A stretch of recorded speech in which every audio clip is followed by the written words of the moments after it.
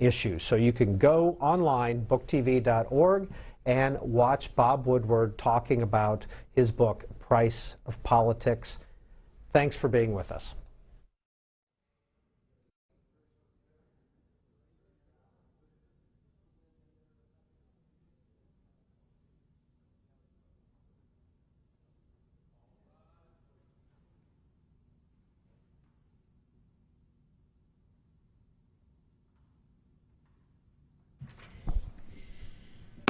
The House will be in order. The Chair lays before the House a communication from the Speaker. The Speaker's Rooms, Washington, D.C., February 28, 2013. I hereby appoint the Honorable Ileana Ros-Lehtinen to act as Speaker pro tempore on this day. Signed, John A. Boehner, Speaker of the House of Representatives. The prayer will be offered by our chaplain, Father Conroy. Let us pray. Eternal God, through whom we see what we could be and what we can become, thank you for giving us another day. In these days, our nation is faced with pressing issues while we honor the memory of many who acted courageously a half-century ago to bring greater freedoms to all Americans. Grant wisdom, knowledge, and understanding to us all, as well as an extra measure of charity. Send your Spirit upon the members of this people's house who labor within these halls under public scrutiny. Give them peace and an abundance of prudence in the work they do.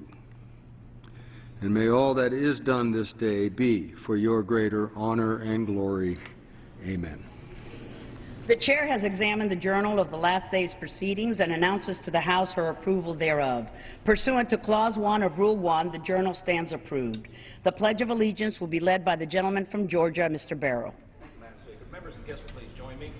I pledge allegiance to the flag of the United States of America and to the republic for which it stands, one nation under God, indivisible, with liberty and justice for all.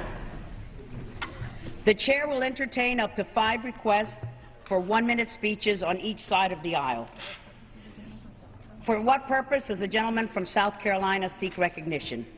Madam Speaker, I ask permission to address the House for 1 minute. Without objection, the gentleman is recognized.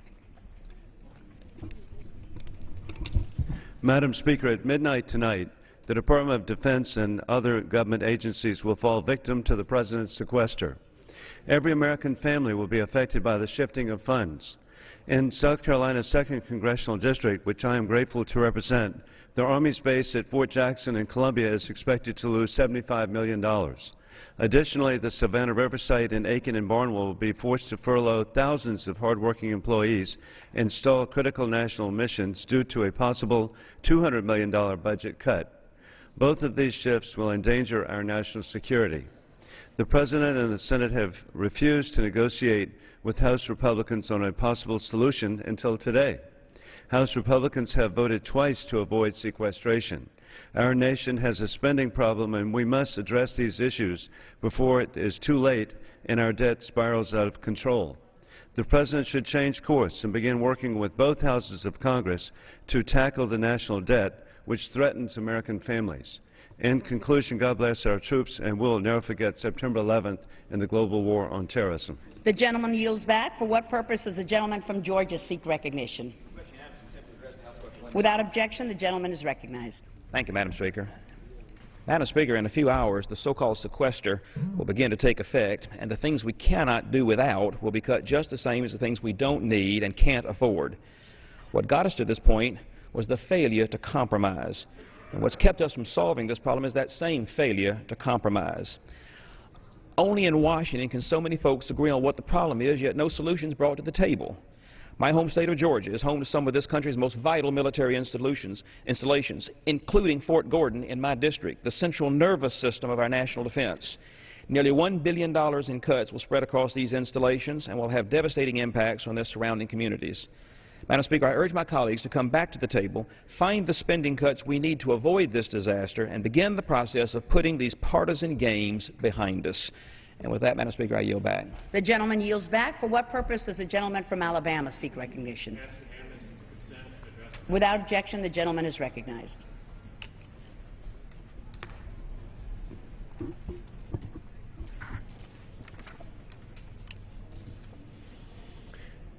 Madam Speaker, in 2011 I voted against the Budget Control Act and President Obama's sequester because I believed and feared they posed a grave threat to national security.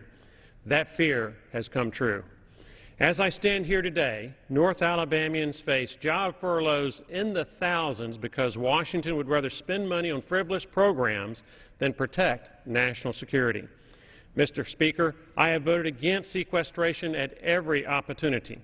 I sent a letter to the White House calling on the President to face and avoid the horrendous consequences of his sequester. I've escorted members of the House Armed Services Committee around Redstone Arsenal to help them better understand how our civilian defense workers are critical to America's security. And I have repeatedly co-sponsored legislation to end the sequester. For nearly 2 years, I have been fighting sequestration and the hollowing out of our armed forces. It's time for the President and the Senate to do the same. Madam Speaker, I yield back. The gentleman yields back. For what purpose does the gentlelady from Texas seek recognition? Without objection, the gentlewoman is recognized. Many of my constituents ask the question, what work are we doing for them?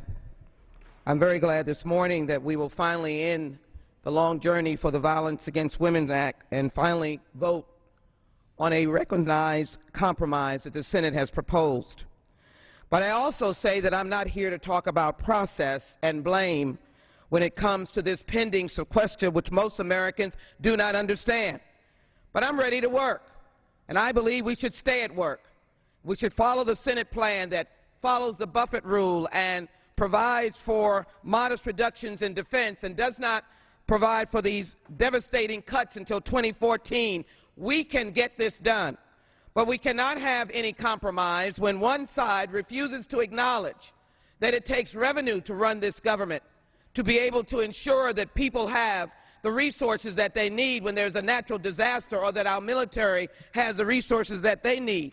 Or, for example, in Texas, my colleagues who refuted the idea that I stand for children, where we're losing some 4,000 spots in Head Start. We can do something, Madam Speaker. We simply need to stay and work and follow the Senate plan. I yield back. For what purpose does the gentleman from Texas seek recognition? I ask unanimous consent to address the House. Without objection, the gentleman is recognized.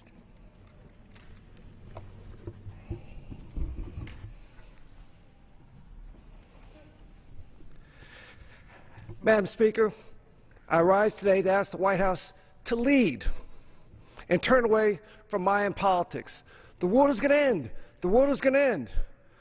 This strategy over the President's automatic cuts borders on untruthful. For example, the FAA released a list of 238 regional airports that could potentially close due to the President's cuts, saying that at least 100 of them would be closed. How can the FAA list 238 at-risk airports and then admit that only 100 of them will close? It's Mayan politics. 238 affected airports puts more fear in people than 100 regional airports. Even with tomorrow's spending cuts, FAA operations and facilities will have $500 million more than 2008 levels, and air traffic is lower. More money, less traffic, and dramatic cuts? My 7th grader would say, that's fuzzy math, Dad. And it's true. He's right. The gentleman's the time will prevail. has expired. For what purpose does the gentlewoman from California seek recognition? I ask unanimous consent to address the House. Without objection, the gentlewoman is recognized. Thank you, Madam Speaker. As a member of the Veterans Affairs Committee and as American and as the proud representative of Ventura County, we are home to a large naval base with a very significant veteran community. I am extremely concerned about the impact the sequester will have on our women and men and their families who have courageously served, sacrificed, and defended our country. If Congress fails to stop the across-the-board and unnecessary cuts at this moment, so many programs that help veterans, like transitioning to civilian life and finding employment, will be reduced. More veterans with less resources is unacceptable. Our brave men and women deserve better. Now is the time to be doing more and not less. For our veterans' sake, we need to come together to stop this sequester now. I yield the balance of my time. The gentlelady yields back. For what purpose does the gentleman from Illinois seek recognition? Without objection, the gentleman is recognized. Thank you, Madam Speaker. 52,653. A lot of numbers have been associated with our skyrocketing debt and government overspending, but 52,653 is a particularly striking one and should give everyone pause as the specter of an unwanted sequester looms over the federal budget this week. 52,653 is the amount each individual American man, woman, and child owes as of today to pay off the country's $16.6 trillion debt. Clearly, overspending by the federal government has saddled us and our children with unsustainable debt. And just as clearly, any alternative must include reduction in spending. I'm not looking for winners and losers in D.C. I want the American people to win when we make the cuts that need to be made. Controlling spending is a necessity. Targeted spending cuts, such as the House has twice proposed and passed, is vital to the sequestration solution. There is nothing worse than passing on a legacy to our children of a lower standard of living. Madam Speaker, we can and must deal with this issue of debt and overspending so that our children will not have to face 52,653. I yield back. Gentleman's time has expired. For what purpose does the gentleman from Oregon seek recognition? Without objection, the gentleman is recognized. Thank you, Madam Speaker. While Congress is dealing with this manufactured sequester crisis, we have a real climate crisis occurring right outside the window. There is clarity on what should be a bipartisan issue with the public. 7 out of 10 Americans believe, the scientists, that climate change is happening and that humans are making it worse. Every day, Americans see the impact with record droughts, extreme storm events. 2012 set more than 3,500 monthly records for extreme heat, rain, and snow. This week, 38 leading Republican and national security advisors urged international action to prevent and mitigate the impact of climate change. The letter highlights the importance of immediate action and expresses national security concerns should we fail to address these issues. We should be addressing the real climate crisis instead of dealing with phony, made-up fiscal crisis. Madam Speaker, I ask unanimous consent to enter this record. Without objection. The gentleman yields back. For what purpose does the gentlelady from Washington seek recognition? Without objection, the gentlewoman is recognized. Madam Speaker, I rise today to pay tribute to Andrew Lewis, who tragically and suddenly passed away this weekend. Andrew was a volunteer leader for the Sierra Club for over 25 years, serving most recently as the chair of the Washington State chapter. He was a local leader known for his intelligence, humor, and dedication, and Andrew is also a friend. Over the course of his life, Andrew was a strong advocate for the protection of our wildlands and rivers, natural resources that make the Pacific Northwest such a special place. As an avid rafter, Andrew had a great love for the rivers of Washington State. His early advocacy work helped lay the groundwork that eventually led to bipartisan legislation to protect the Middle Fork, Snoqualmie, and Pratt rivers and expand the Alpine Lakes Wilderness, a bill that I'm proud to co-sponsor. I was fortunate to get to know him when we both served on the board of our children's school, and here I saw his passion and love for his community and his family. Andrew was a man that was large in stature, voice, and heart. My thoughts and prayers go to his wife, Micah, son, Peter, and his entire family. He will be missed by all of us who are fortunate to have known him. Thank you, Madam Speaker. I yield back. The gentlewoman yields back. For what purpose does the gentlewoman from Washington seek recognition?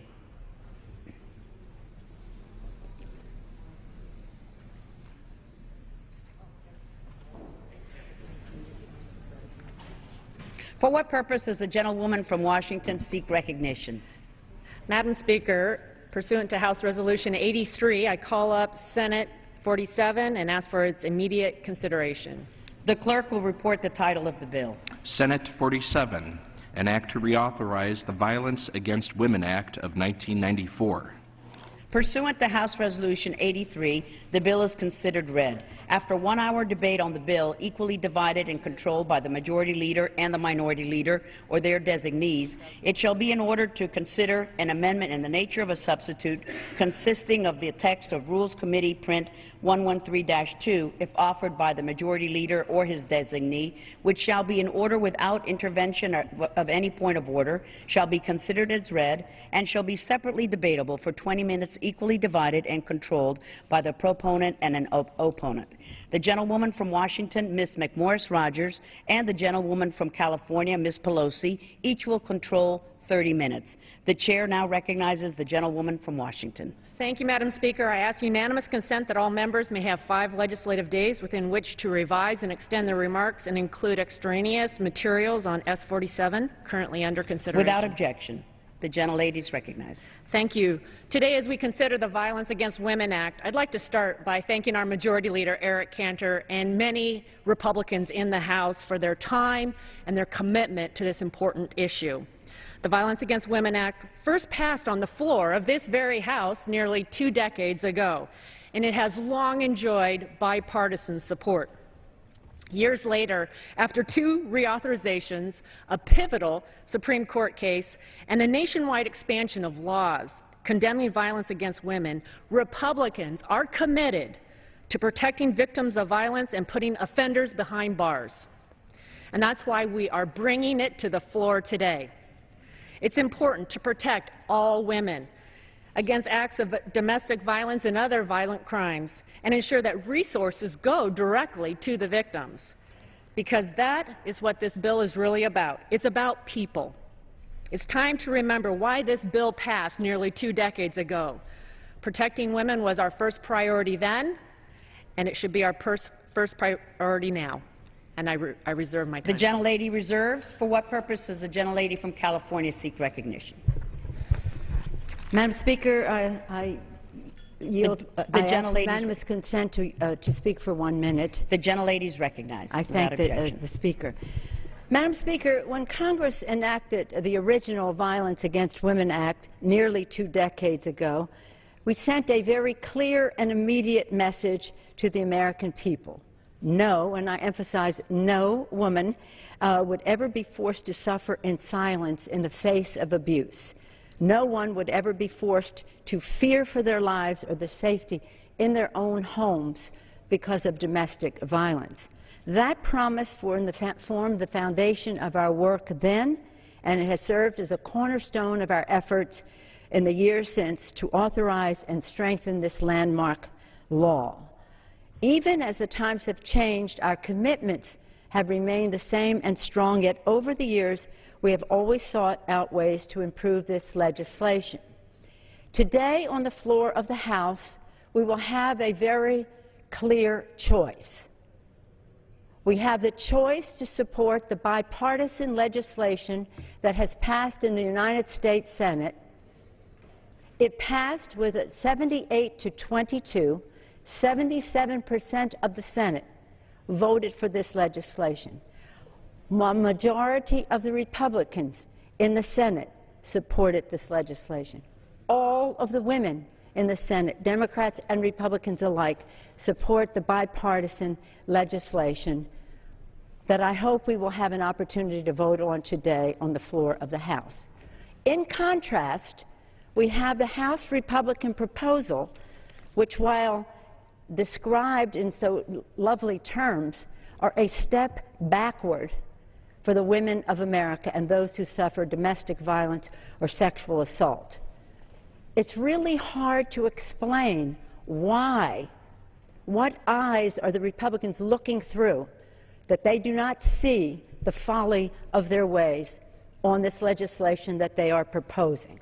Not only is it much weaker than the Senate bill, it is much weaker than current law. And that is why That is why whatever groups you want to name, whether it's 1,300 groups opposed to, from A to Y, we don't have a Z, groups, any groups that have anything to do throughout our country in every state oppose the Republican legislation that is on the floor today. That is why the American Bar Association has stated in its letter to members in opposition to the Republican bill, it says the House substitute eliminates certain critical improvements and actually rolls back some provisions of the law that have been successful. So let's understand the difference between these two pieces of legislation that are on the floor today. Our bill, again, a reflection of the bipartisan bill in the Senate, says to all of America's women, you will be protected. The Republican bill says to women of America, we want to protect America's women. Everybody step forward who is an American woman, not so fast.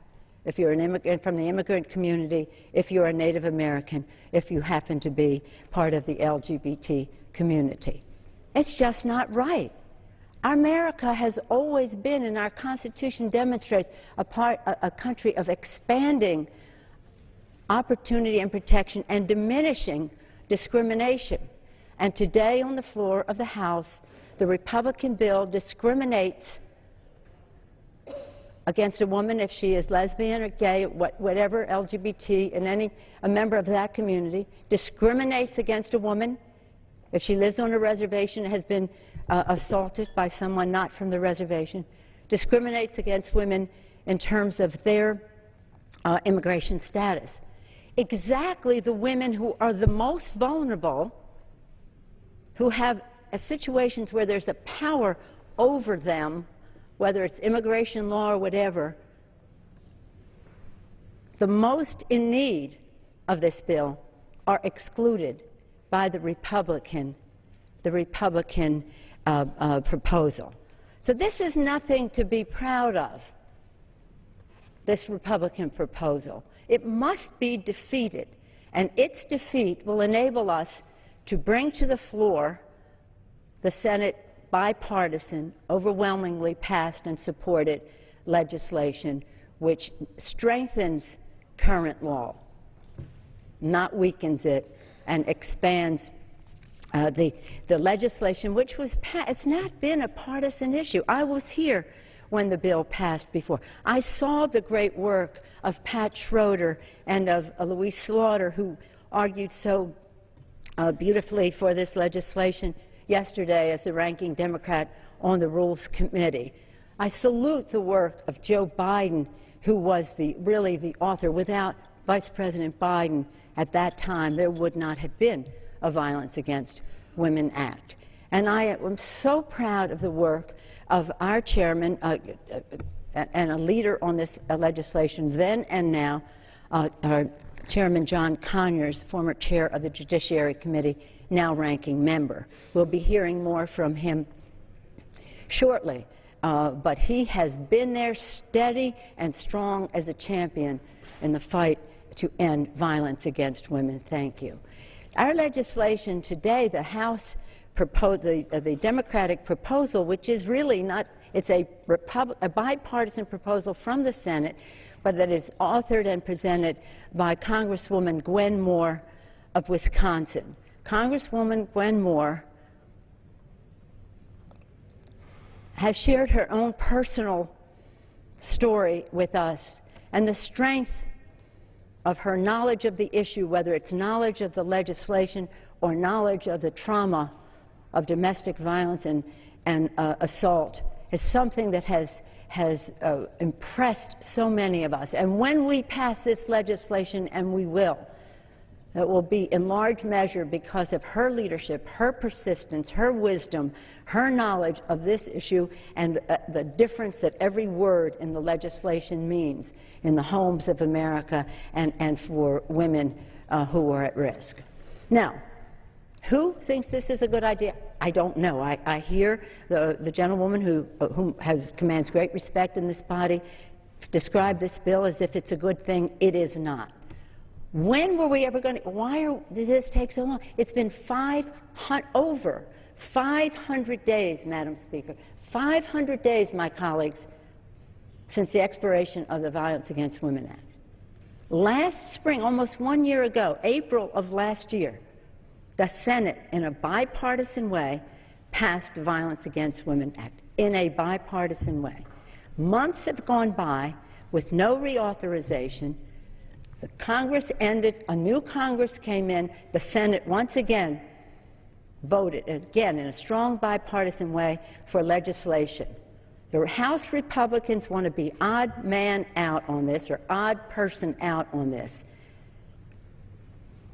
and have a bill that weakens current law as well as does not rise to the occasion of changing times that the Senate bill does. Other of my colleagues will go into more of the specifics of it, and it's just too much to put into the record of all of the groups who oppose the House bill. It is almost unanimous. The only people were holding out were those who were hopeful that this light would be shed on this on the Republican side of the aisle. But this is a remarkable day because we have clarity in between the two proposals that are coming forth. One of them has the support of Democrats and Republicans in the Senate, Democrats in the House. The President of the United States stands ready to sign it. The other is opposed by anybody, almost everybody who has anything to do with addressing the challenge of violence against women, and we have the documentation to prove that, and it goes into the specifics. But I just want to say that how proud I am of Congresswoman Gwen Moore. She comes from Wisconsin. She is a respected leader in the House. She has made this, I would say, her life's work, but she has a number of things on her agenda. But she has made a tremendous difference, not only in terms of this legislation, but more importantly, in terms of what it means in the lives of America's women, all of America's women. With that, Madam Chair, I reserve the balance of my time. The gentlewoman reserves the balance of her time. The gentlewoman from Washington is recognized. Thank you, Madam Speaker. And just to make a couple of clarifications, number one, the House, led by the Republicans, passed legislation in early May last year to reauthorize the Violence Against Women Act. And number two, funding has continued, $599 million. At this time, I'm pleased to yield to the gentleman from North Dakota, Kevin Cramer.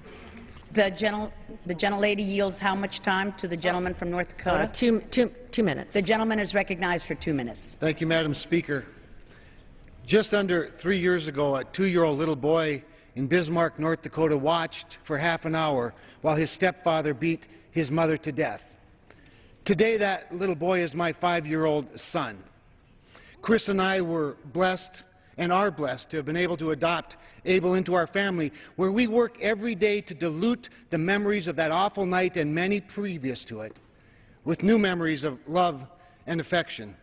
I know the scourge of violence against women personally. It is not an abstract concept to my family. It's very real.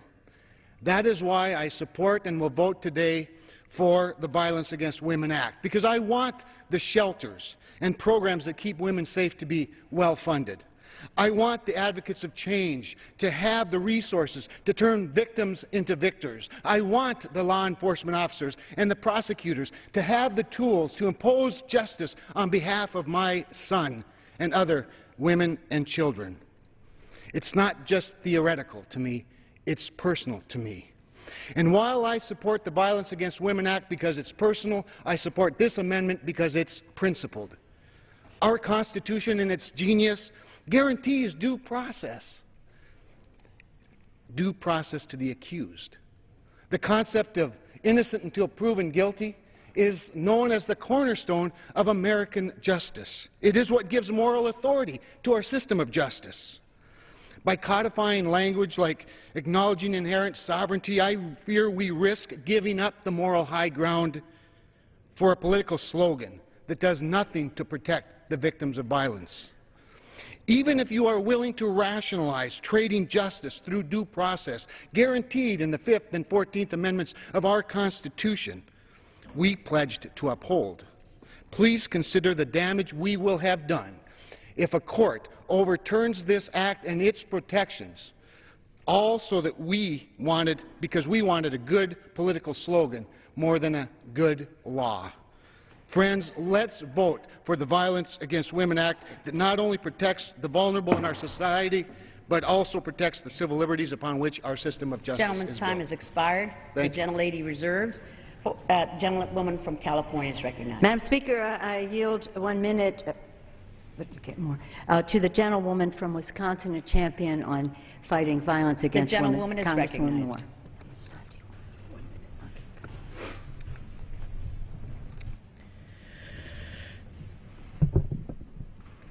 Thank you, Madam Speaker. As I stand under the E Pluribus Unum, I pray that this body will do as the Senate has done and come together as one to protect all women from violence. I would just, as I think about the LGBT victims that are not here, the Native women who are not here, the immigrants who are not included in this bill, I would say, as Sojourner Truth would say, ain't they women? They deserve protections. When we talk about the constitutional rights, don't women on tribal lands deserve their constitutional right of equal protection and not to be raped and battered and beaten and dragged back onto native lands because they know they can be raped with impunity? Ain't they women? And I would yield back the balance of my time. The gentlelady yields back. The gentlewoman from Washington is recognized. Madam Speaker, I recognize a champion in prosecuting those with domestic violence domestic violence situations, Pat Meehan from Pennsylvania, the gentleman from Pennsylvania. What time does the gentlewoman yield? Yeah, I yield 2 minutes. The gentleman is recognized for 2 minutes. Thank you, Madam Speaker. I rise to encourage my colleagues from both sides of the aisle to put aside this rhetoric and to find a way to work together to pass the Violence Against Women Act, to move this important legislation forward in a way in which we can reach a resolution. I come to this as a former prosecutor who has seen firsthand the implications.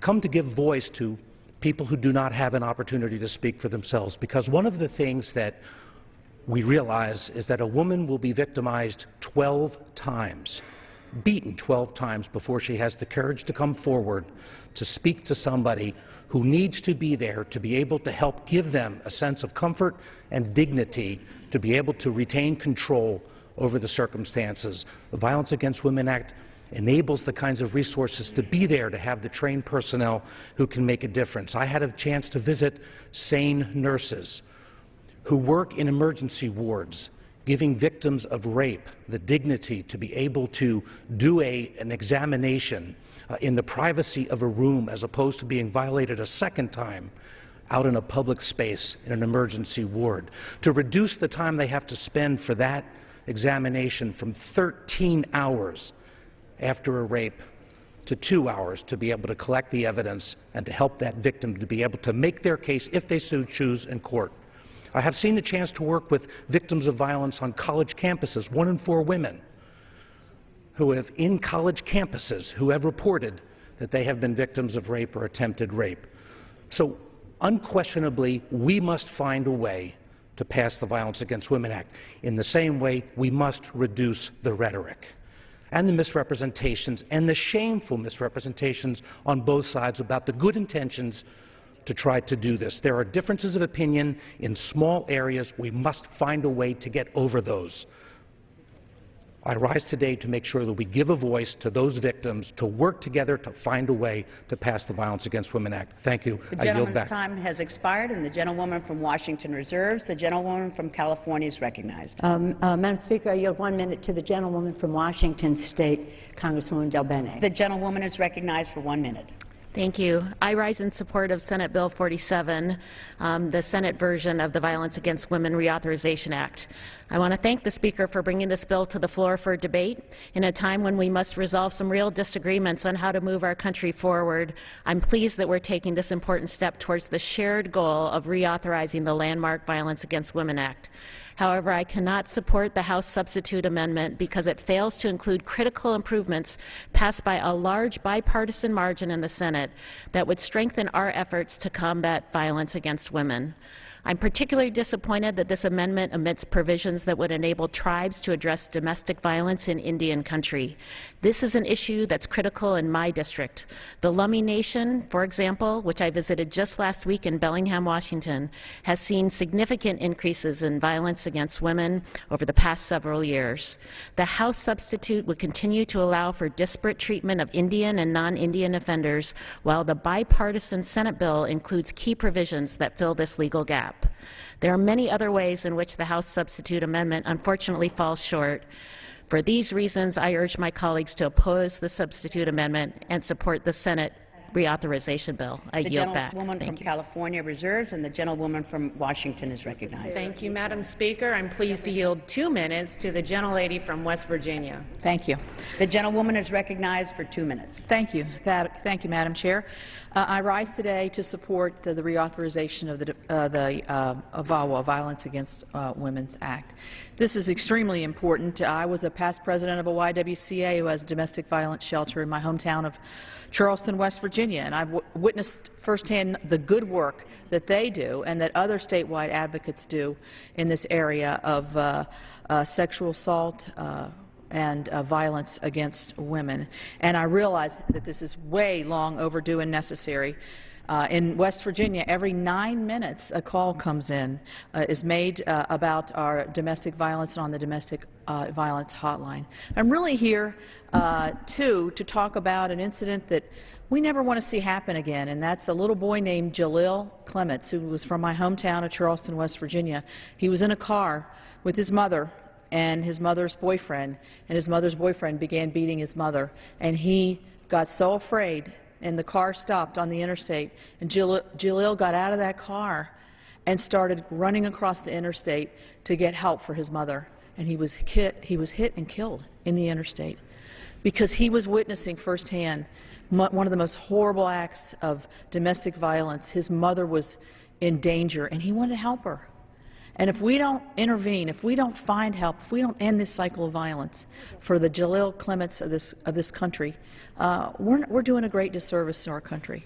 So I'm going to be voting no on the House bill and yes on the Senate bill for Jalil Clements and all the Jalil Clements throughout this great country. Thank you. The gentlelady from Washington reserves, and the gentlewoman from California is recognized. Madam Speaker, I yield 1 minute to the distinguished chair of the House Democratic Caucus, Mr. Becerra of California. The gentleman from California is recognized for 1 minute. I thank the leader for yielding. My friends, every single day in America, 3 women die at the hands of domestic violence. Yet this Congress allowed the Violence Against Women Act to expire more than 500 days ago. Every one of those 500 days, 3 women dying at the hands of domestic violence.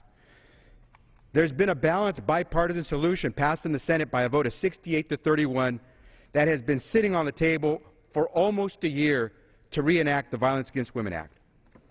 The failure or reluctance of this House to do its work for the American people seems to have now become business as usual. This should not be the new normal. The 113th Congress has now been in session for 56 days in 2013, and it is only now that a debate on an up or down vote on the bipartisan Senate bill will have an opportunity to be had. Every woman in America deserves a clean bill to come before them to reenact the Violence Against Women Act. And those 3 women in America who today desperately seek to beat the odds and live to see another day deserve a vote We must defeat the Republican Time has substitute expired. amendment and pass the Senate bipartisan bill. The I gentlelady yield back the balance from of my time. California reserves, and the gentlewoman from Washington is recognized. Thank you, Madam Speaker. At this time, I reserve. The gentlelady reserves. The gentlewoman from California is recognized. Madam Speaker, I'm pleased to yield 1 minute to Congresswoman Amibera of California, a physician and a new member of Congress. The gentleman from California is recognized for 1 minute. Yeah.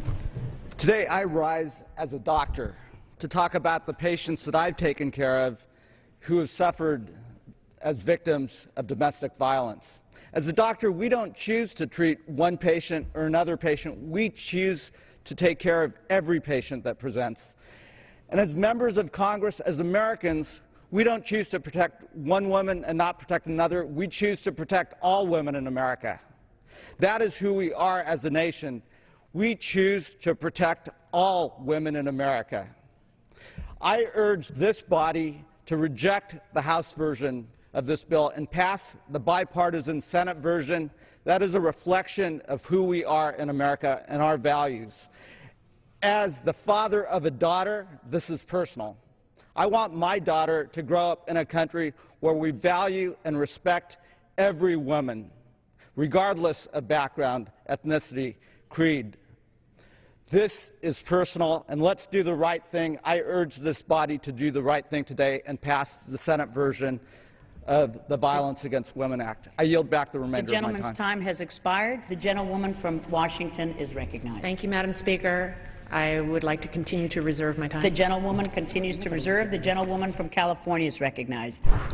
Madam Speaker, I'm pleased to yield 1 minute to a champion on protecting women and protecting them from violence, Congresswoman Jan Schakowsky. The gentlewoman from Illinois is recognized for 1 minute. Violence is violence is violence, and women are women are women.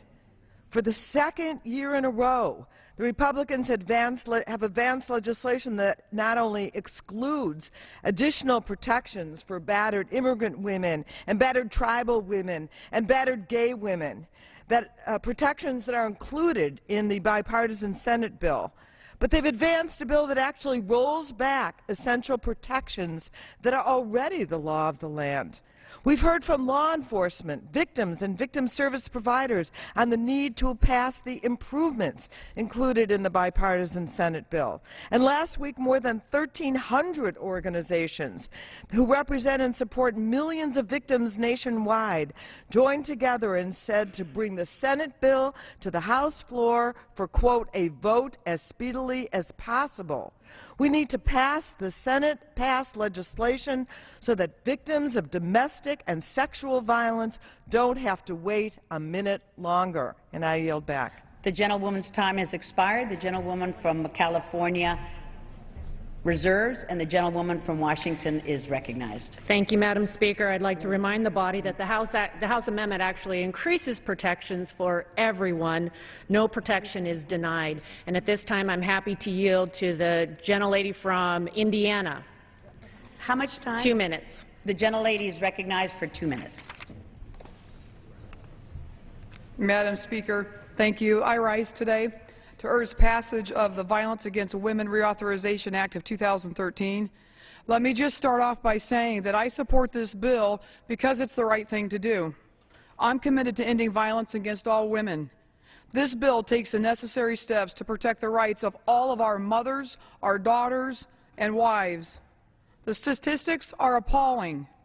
It's reported that in the United States alone, more than 24 people each minute are victims of some sort of domestic violence, dating violence, sexual assault, or stalking. That equals more than 12 million individuals each year. These types of crimes happen to individuals from all walks of life. No gender, race, ethnicity, or socioeconomic status is immune. This bill provides protection for everyone who may become of a domestic and sexual violence. I support this bill because it implements new accountability standards that make programs more effective. These reforms prevent taxpayer dollars from being wasted. They ensure that more money is being used to assist victims and reduce the amount of violence that happens against women. By eliminating the amount of money that can be spent on salaries and administrative costs, This bill provides greater protections for women by maximizing the amount of funding that goes directly to the victims. Madam Speaker, it's time for us to do the right thing and pass this bill. A constituent of mine from South Bend, Indiana, recently wrote my office. She said, and I quote, "As a woman who has experienced domestic violence and stalking in my own home, and as a physician who has cared for persons affected by domestic violence, I see this as an important tool to improve the quality of life in our nation. I urge the members of this chamber, both Republican and Democrat, to do the right thing and pass this bill today." Thank you, Madam Speaker, and I yield back my time. The gentlelady yields back, and the gentlewoman from Washington State reserves. The gentlewoman from California is recognized. Madam Speaker, I'm pleased to yield 1 minute to the gentlewoman from California, freshman member, Congresswoman Lois Frankel. The gentlewoman from Florida is recognized. I'm claiming everybody in California. From Florida, The another gentlewoman great from Florida golden is state. recognized. Thank you, Madam Speaker. I rise in opposition to the House substitute amendment to Senate 47 and urge the support of the Bipartisan Violence Against Women Act sent over by the Senate. I do so on behalf of women like Olga, who on her wedding day she thought she had entered a dream marriage for herself and her 2 small children from a previous relationship. The marriage turned into a nightmare when her husband became insulting, aggressive, controlling, and like a stranger, imprisoning Olga and her children in their own home, and not even allowing the children to go to school. And Olga fled to South Florida and was nurtured back to emotional and financial health by an organization in my home area called Women in Distress. And the Senate's reauthorization of the Violence Against Women Act will save even more lives across America, lives like Olga and all women who've been abused by their spouse or partner. So today, colleagues, let's stand up for our mothers, our sisters, and our daughters, and pass the bipartisan Senate bill. Thank you, Madam Speaker, and I yield back my The gentlewoman's time has expired. The gentlewoman from California reserves, and the gentlewoman from Washington is recognized. Thank you, Madam Speaker. I'd like to reserve my time. The gentlewoman reserves. The gentlewoman from California is recognized. Madam Speaker, I'm pleased to yield to Congressman Keating of Massachusetts, a former prosecutor and a champion on fighting for How much safety for time America's would the women. gentlelady? 1 minute, please. 1 minute to the gentleman from Thank you, Massachusetts. Mr. Speaker. Thank you, Madam Speaker, and I ask unanimous consent to Without address. objection. Thank you.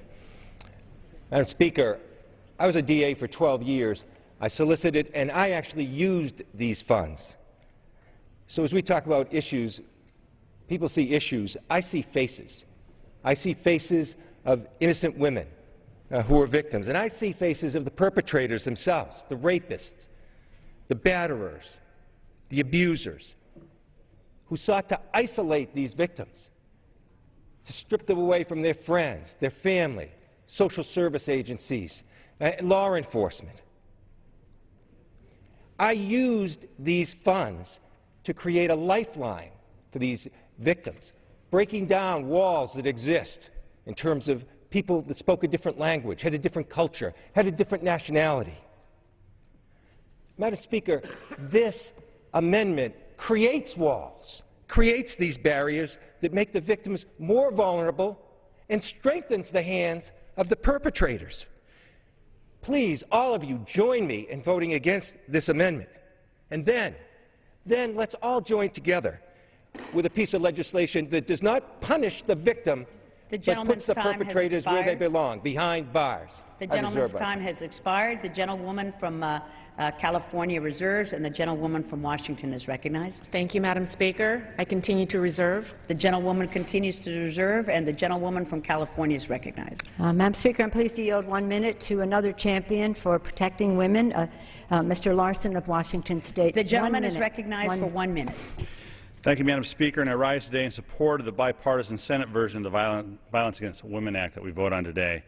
We wouldn't be here today without the courage of victims from all of our communities, women and men, rich and poor, immigrant, Native American, folks from the LGBT community, all of those who spoke out about their experiences. Domestic violence does not discriminate, and with this bill, domestic violence protection will no longer discriminate.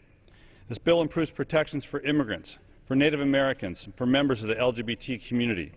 In my district, Tulalip Tribe's Vice Chair Deborah Parker has explained why these protections are so critical.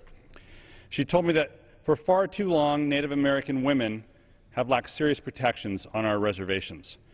This bill will make it easier for them to seek justice, and it also includes important amendments to improve enforcement of the International Marriage Broker Regulation Act, a law that I sponsored in 2006.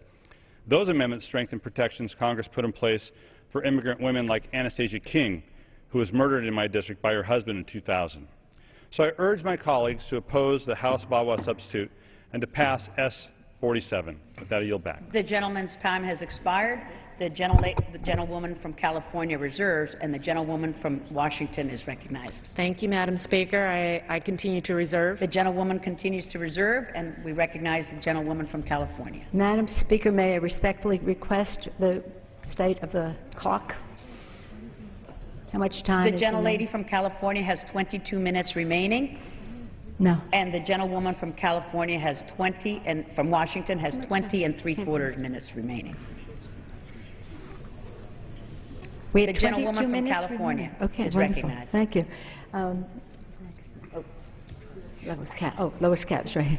Okay, Madam Speaker, a member of Congress who has been really a champion on this issue for a very long time, Congresswoman Lois Capps of California, a health professional in her own right before coming And the to gentlelady Congress. is recognized for how long? 1 minute. For 1 minute, the gentlelady from California is recognized. Thank you, Madam Speaker. I thank my leader for yielding, and I rise today in opposition to the Republican amendment that would undermine key provisions in the Violence Against Women Act reauthorization, and to urge strong support for the underlying Senate bill, which protects our young people on our school campuses. VAWA is a vital program addressing violence against women holistically through prevention programs, survivor supports, and provisions to hold perpetrators accountable. But it's also a symbol that relationship violence and sexual assault is real and that it's unacceptable. It's been a symbol in this Congress that we can put aside our differences and come together to do what is right for violence victims and survivors. And we saw this in the Senate, and we'll hopefully see it here in the House. This is still true. Our daughters, our sisters and mothers, no matter where they are, including on our school campuses, deserve to live without fear of abuse, and we cannot delay their safety any longer. So I urge my colleagues on both sides of the aisle to support the Senate bill, and I yield back the balance of my time. Yields back. The gentlewoman from California reserves, and the gentlewoman from Washington is recognized. Thank you, Madam Speaker. I'm pleased to yield to the gentleman from New Jersey. 1 minute. The gentleman from New Jersey is recognized for 1 minute. Thank you, Madam Speaker. And I rise this morning to speak in favor of S-47, the Senate version of the Violence Against Women Act. I want to thank Speaker Boehner and Leader Cantor for their leadership in bringing this important bill to the floor. The bottom line is, VAWA programs help save lives in New Jersey and across America. We need to expand the current success of VAWA so that we can get even more women, help even more women escape the nightmare of domestic violence. While we are long overdue in passing this bill, I'm glad we are here today, and I urge my colleagues to support S-47, and I yield back the balance of my time. And yields back the balance of his time. The gentlewoman from Washington reserves, and the gentlewoman from California is recognized. Madam Speaker, I'm pleased to yield 1 minute to Congresswoman Kirkpatrick of Arizona, who has, again, every day, every step of the way, been helpful in protecting all women, especially those on reservations. The gentlewoman from Arizona is recognized for 1 minute. Madam Speaker, I was born and raised on the White Mountain Apache Nation. The necklace I wear today was made by an Apache woman. I've seen firsthand the troubles and hardships that our tribes experience. Now I represent 12 Native American tribes, and I'm here standing on the floor of Congress to give them a voice. Our Native American women who need resources and protection face great hardships. They often live in very remote areas. Unfortunately, Native American women are 2.5 times more likely to be assaulted in their lifetimes than other women. As a prosecutor, I also saw firsthand the need to protect those who are vulnerable. That's why I've pushed so hard for the bipartisan Senate-passed version of this legislation. This legislation strengthens protections for Native American women and so many others. My district needs this legislation. I urge my colleagues from both sides to come together and pass the Senate version of the Violence Against Women Act today. Time has expired. The gentlewoman from California reserves, and the gentlewoman from Washington is recognized. Madam Speaker, I'd like to reserve. The gentlewoman reserves. The gentlewoman from California is recognized. Please yield 1 minute to the gentlewoman from California, Congresswoman Lee. The gentlewoman from California is recognized for 1 minute. Thank you very much, Madam Speaker. First, let me thank Leader Pelosi and Congresswoman Gwen Moore for their tremendous leadership to reauthorize the Violence Against Women Act. Today, we have an opportunity to really stand up for tribal women, for the LGBT community, for immigrant women, for women all across the United States, and to finally pass the strongly bipartisan Senate version of the Violence Against Women Reauthorization Act. We should have done this a long time ago. After much grandstanding, feet-dragging, and shameful politicking over protecting the right for all women to feel safe in their homes and workplaces, I hope today that finally we can come together to say that violence against any woman is never an option. Now, when I was in the California legislature, I authored the Violence Against Women Act for the state of California, and it was signed into law by a Republican governor. It was indeed a bipartisan effort. As someone who understands domestic violence on a deeply personal level, I know how traumatic it is, and I know the strong and consistent support system needed to emerge as a survivor. That is what the Senate's VAWA reauthorization will accomplish for all women. And I don't mean for some women, I mean for all women. So I urge us to vote no on the amendment and yes on the underlying bill. The gentlelady's time has expired. The gentlewoman from California reserves, and the gentlewoman from Washington is recognized. Thank you, Madam Speaker. I'm pleased to yield to the champion on our side of the aisle for the reauthorization of this important legislation, our Majority Leader, Eric Cantor, for 1 minute. The gentleman from Virginia is recognized for 1 minute. Madam Speaker, I thank the gentlelady. And congratulate her on her leadership on this issue. As chairwoman of our conference, as a strong advocate for families, for women, for children in our conference, salute her in her efforts to improve the ability for individuals, women who are subject to domestic abuse to get the relief that they need. And in that spirit today, Madam Speaker, I come to the floor in support of the substitute and the amendment that we're offering today.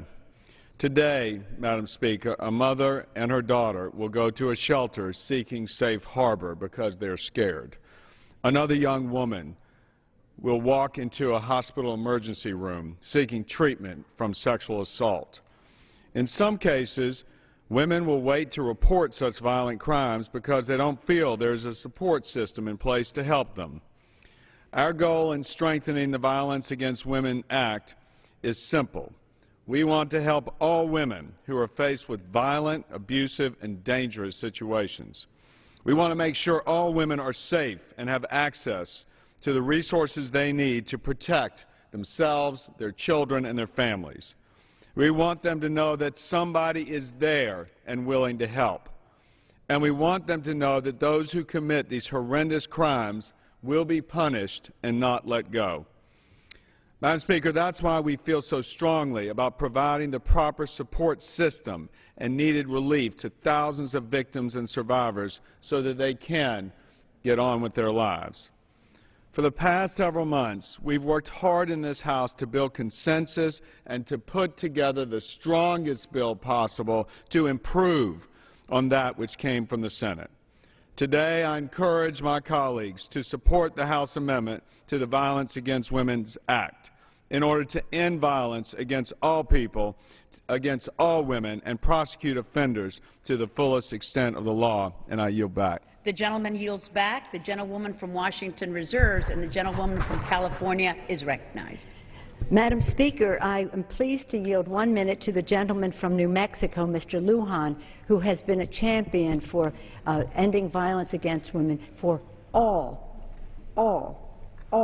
women in America. The gentleman from New Mexico is recognized for 1 minute. Unbelievable. Madam Speaker, last Congress it was with great disappointment that for the first time since the Violence Against Women Act was signed into law in 1994, House Republicans failed to give us a vote, and Congress failed to reauthorize this important legislation that has reduced domestic abuse and provided victims of violence with vital resources.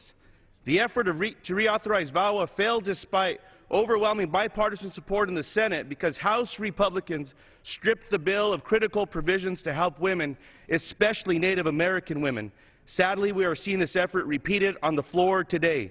Once again, House Republicans are trying to weaken a bill that passed by a vote of 78 to 22 in the Senate in order to deny Native American women important protections. Sovereignty is not a bargaining chip. The Republican substitute is an attack on Native American women and does not respect sovereignty.